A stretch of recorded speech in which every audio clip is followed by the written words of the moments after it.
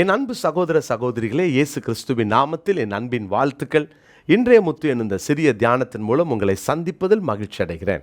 பிரியமான தேவனுடைய பிள்ளைகளே, அமலேக்கினை எப்படி மேற்கொள்வது என்பதை யாத்திராகமம் 17ஆம் அதிகாரத்திலிருந்து தியானிக்கிறோம். தொடர்ந்து நம்ம தியானிக்க போகிறோம். நிறைய பேர் இந்த அமலேக்கினை மேற்கொள்ளாமல் அவனுக்கு அடிமையாக அவனுடைய அந்த கண்ணியிலே சிக்கி தவிக்கிற நிறையா பேர் இருக்காங்க. ஆனால் இந்த இன்றைய முத்து இந்த தியானத்தை காலை நேரத்தில் பார்க்குற நீங்கள் எல்லாருமே அமலேக்கினை மேற்கொள்ள கற்றுக்கொள்ளுங்கள். அருமையான தேவனுடைய பிள்ளைகளே, நாம் ஒருவருக்கு ஒருவர் இந்த அமலேக்கினை ஜெயிக்கணும்னா மோசே ஆரோன் ஊர் என்ற அந்த அந்த அலைன்ஸை நம்ம பார்க்குறோம். கீழே யோசுவா இன்னொரு கூட்டத்தை வச்சு சண்டை போடுறாரு. ஆனால் இந்த ஆவிக்குரிய யுத்தத்தை நடத்துவதற்கு நல்ல ப்ரேயர் பார்ட்னர் வேணும் அப்படின்றத நான் முதல் நாள்லேருந்து சொல்லிக்கிட்டே இருக்கிறேன். நீங்கள் இந்த சீரீஸ் முடிகிறதுக்குள்ளே நீங்கள் எப்படி ஆகிலும் ஒரு நல்ல ஜெப நண்பர்களை தேர்ந்தெடுங்க. அட்லீஸ்ட் ஃபோன்லையாவது ஜெபிக்கிறதுக்கு முயற்சி பண்ணுங்கள். கர்த்தர் ஆசீர்வதிப்பார். ஒருவருக்கு ஒருவர் கனப்படுத்துங்க, ஒருவருக்கு ஒருவர் புத்தி சொல்லுங்க, ஒருவருக்கு ஒருவர் அன்பினால் ஊழியம் செய்யுங்க, ஒருவரை ஒருவர் மன்னியுங்கள். இன்றைக்கி இன்னொரு காரியத்தை கூட நான் உங்களுக்கு வேதத்தில் காட்ட விரும்புகிறேன். கொலோசியருக்கு எழுதின நிருபம் 3ஆம் அதிகாரத்தின் 9வது வசனம். கொலோசியர் 3:9. ஒருவருக்கு ஒருவர் பொய் சொல்லாதிருங்கள், பழைய மனுஷனையும் அவன் செய்கைகளையும் களைந்து போட்டு. பாருங்க, ஒருவருக்கு ஒருவர் பொய் சொல்லாதீர்கள், பொய் சொல்லாதிருங்கள். ரொம்ப முக்கியமான வார்த்தை. நம்ம சிலருக்கெல்லாம் வாயை திறந்தாலே பொய் ரொம்ப எளிதாக வரும். அந்த பொய்யை மறைக்க இன்னொரு பொய்யை சொல்லிவிட்டு அதுக்கப்புறம் அதை சமாளிக்கிறதுக்கு நம்ம எத்தனை தடவை தேவையில்லாத வார்த்தைகளை பேசியிருக்கிறோம். ஒரு நாள் உங்கள் வாயில் பொய் வரக்கூடாது. பிரியமான தேவனுடைய பிள்ளைகளே, ஒரு மனுஷன் பொய் சொல்ல பழகிட்டா அந்த பொய்க்கு பிதாவாகிய பிசாசானவன் அவர்களை ஆளுகை செஞ்சிருவான். அவங்க வாழ்க்கையே பொய்யாக மாறிவிடும். கவனமாக இருங்க. உள்ளதை உள்ளதென்றும் இல்லதை இல்லதென்றும் சொல்லுங்கள். அதுக்கு மிஞ்சினது தீமையினால் வரட்டும், தீமை வரட்டும். உண்மையை சொல்கிறதுனால தீமை அனுபவிக்கிறீங்களா? அனுபவிங்க, தப்பே கிடையாது. பொய் சொல்லாமல் எப்போதும் ஒருவருக்கு ஒருவர் அந்த மெய்யை பேச தேவன் கிருபை தருவாராக. அநேகர் வாழ்க்கையை பார்த்துருக்கிறேன். எடுத்ததுக்கெல்லாம் பொய் சொல்லி தங்கள் காரியங்களை சாதித்து கொள்ள நினைப்பாங்க. பொய்யே உங்கள் வாயில் வரக்கூடாது. கர்த்தருடைய பிள்ளைகளே, நீங்கள் எப்போதும் மெய்யை பேசுங்கள், உண்மையை பேசுங்கள். ஒருவருக்கு ஒருவர் பேசும்போது நீங்கள் அந்த உண்மைத்தன்மை உங்களிடத்துலேருந்து வெளிப்படணும். அவங்க பேசினா கரெக்டாக தான் இருக்கும். ஓப்பனாக பேச கற்றுக்கொள்ளுங்க. மனசில் ஒன்றை வச்சுக்கிட்டு வெளியில் முகஸ்துதிக்கு அப்படி சொல்லாதீங்க. நீ செய்கிறது எனக்கு பிடிக்கலை, ரைட், அதை எப்படி மாற்றணும்னு சொல்லி கொடுக்கணும். நிறைய பேருக்கு இவங்க செய்கிறது பிடிக்கலைன்னு சொல்லுவாங்க, ஆனால் அதுக்கு தீர்வு அவங்க சொல்லியே தரமாட்டாங்க. அதில் தான் நான் நேற்று தினத்தில் சொன்னேன், நாம் எப்போதுமே அவர்களுக்கு புத்தி சொல்லணும். ஒருவருக்கு ஒருவர் புத்தி சொல்லுங்கள். புத்தி சொல்லி அதை சரிப்படுத்துவதற்கு முயற்சி பண்ணுங்கள். சிலர் பார்த்திங்கன்னா புத்தி சொல்கிறேன்ற பேரில் ரிங் மாஸ்டராக மாறிடுவாங்க.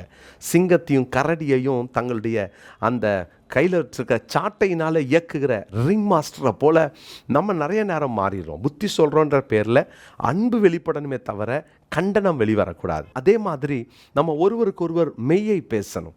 அதை உண்மையை சொல்லுங்கள், யதார்த்தத்தை பேச கற்றுக்கொள்ளுங்க. இதுதான் என்னுடைய நிலை, எனக்கு இது பிடிக்கலை, எனக்கு இது பிடிக்கும், நீ செய்வது சரியில்லை அப்படின்றத தெளிவாக முகத்துக்கு முகம் பேச கற்றுக்கொள்ளுங்க.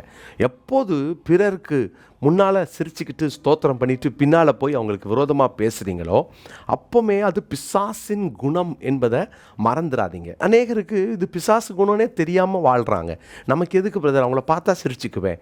அருமையான கர்த்தருடைய பிள்ளைகளே, நமக்கு எதுக்குன்னு நினச்சிட்டிங்கன்னா அவங்கள பற்றி பின்னாலையும் பேசிடவே கூடாது. அவங்கள பற்றி ஒரு நாளும் பின்னால் நீங்கள் புறங்கூறிடக்கூடாது. அவங்கக்கிட்ட நேராக கூப்பிட்டு பேசுங்களேன், இது தவறு என்று சொல்லுங்களேன். பொய்யான மாயையான வாழ்க்கையை கர்த்தர் வெறுக்கிறார். ஏன்னா பொய்யனும் பொய்க்கு பிதாவுமானவன் பிசாசானவன். அவனுக்கு நீங்கள் துணை போகிறீங்களா? அவனுக்காக பொய் சொல்கிறீங்களா? கர்த்தருடைய பிள்ளைகளே, நம்ம நிறைய நேரம் இந்த பிஸ்னஸ்லாம் பண்ணால் பொய் சொல்லி தான் ஆகணும்னு சொல்லுவாங்க. அப்படி பொய்யினால் சம்பாதித்த பணம் எங்கே ஒட்டும் யோசிங்க. அப்படி பொய்யினால் செய்கிற வியாபாரம் எப்படி அது சரியாக இருக்கும்? இல்லை பிரதர், இதெல்லாம் உலகத்தில் இதெல்லாம் நடந்துருச்சு, அப்படி தான், வேறு வழி இல்லைன்னு சொல்லி நிறையா பேர் இதை நியாயப்படுத்துவாங்க. லஞ்சத்தை நியாயப்படுத்துகிறவங்க இருக்காங்க. ஒரு நாள் ஒரு சகோதரன் சொன்னார், மாத கடைசியில் கிஃப்ட் வரும் எனக்குன்னார். நான் கேட்டேன், எப்படி வரும் கிஃப்ட்டு, யார் தருவா? இல்லை, போகிற வரியில் லாரிக்காரன், இவர் போலீஸ்காரராக இருக்கிறதுனால லாரிக்காரன் என் கையில் கொடுத்துட்டு போவான். போகிற வழியில் யாரையாவது பிடிச்சா அவன் ஒரு 50 ரூபா பிடிச்சி கொடுத்துட்டு போவான். அதுதான் மாத கடைசியில் எனக்கு உதவியாக இருக்கும். சாபம்.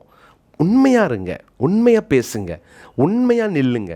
ஒரு நாளும் பொய்க்கு இடம் கொடுத்துடாதீங்க. பிரியமான கர்த்தருடைய பிள்ளைகளே, இன்னொரு வசனத்தை கூட உங்களுக்கு நான் காண்பிக்க விரும்புகிறேன்.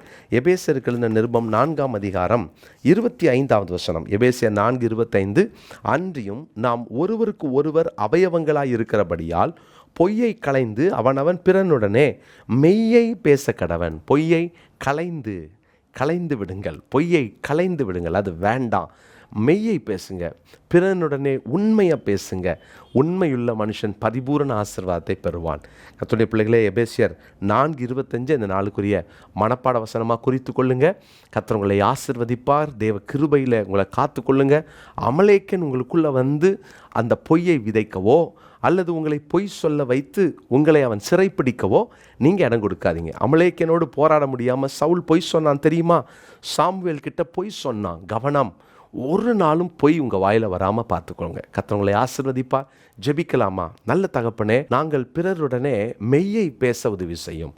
எங்கள் வாழ்க்கையில் இருக்கிற பொய் ஆண்டவரே, வாய்க்கு எடுத்ததெல்லாம் பொய் சொல்லி நாங்கள் தப்பித்து கொள்வதற்காக சொல்கிற பொய், பிறரை பிரியப்படுத்துவதற்காக சொல்கிற பொய், மாய்மாலமாய் காட்டுவதற்காக சொல்லுகிற பொய், எல்லாத்தையும் நாங்கள் வெறுத்து தள்ள உதவி செய்யுங்க.